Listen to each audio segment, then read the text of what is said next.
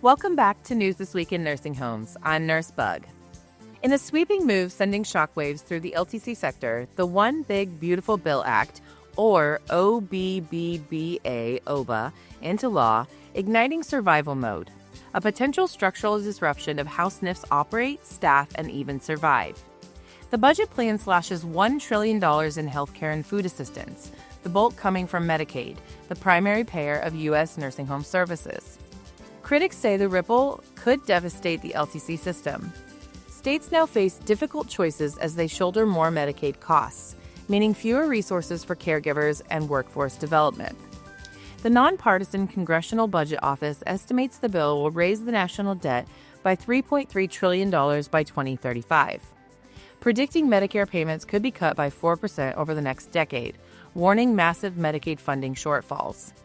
Though some see silver linings, like delayed enforcement of the nursing home staffing mandate, expanded telehealth, and a rural health fund. Industry leaders agree. These are modest offsets to a bill with sweeping consequences. Providers brace for fallout from the $920 billion bill and projected Medicaid cuts. The newly introduced federal mandate requires Medicaid beneficiaries to work at least 80 hours a month to remain eligible. Unrealistic for medically fragile individuals that may lose coverage, causing coverage churn, where vulnerable patients cycle in and out of skilled nursing and home care. HCPs echoed concerns, warning that more frequent Medicaid redeterminations, required twice a year starting in 2026, could strip thousands of eligible seniors of coverage, especially dangerous for individuals with dementia, cognitive impairments, or no family support.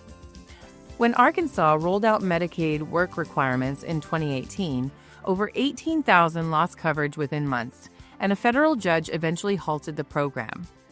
Critics argue changes will disproportionately hurt low and moderate-income older adults and caregivers, particularly in underserved urban and rural communities. Provider tax caps and eligibility changes are likely to force many LTC providers to scale back or shut down entirely. While the bill aims to streamline federal spending and incentivize work, there could be catastrophic consequences for the very people Medicaid was created to protect. The new federal budget bill is drawing a sharp divide among healthcare stakeholders. As LTCs struggle to accept the law, they need to look ahead. Direct care workers, older adults, and people with disabilities will need more support. But while the future of in-home care looks increasingly uncertain, telemed advocates celebrated the bill's backing for expanded virtual care access. A key provision in the bill allows individuals with high-deductible health plans and savings accounts to continue using telehealth services without risking eligibility.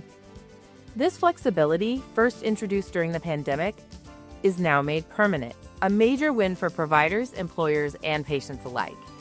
But not all telehealth expansions were extended. Several key pandemic-era flexibilities, including the removal of geographic restrictions and certain e-prescribing rules, are set to expire September 30th of this year. As policy advocates prep for what comes next, the contrast in outlook between care-at-home community and the telehealth industry underscores what's at stake in this landmark legislation. Thank you for joining me for News This Week in Nursing Homes. To get more of Qsource news and info, visit qsource.org to view podcasts, sign up for the newsletter, and remember, for all of your QI needs, call the Q.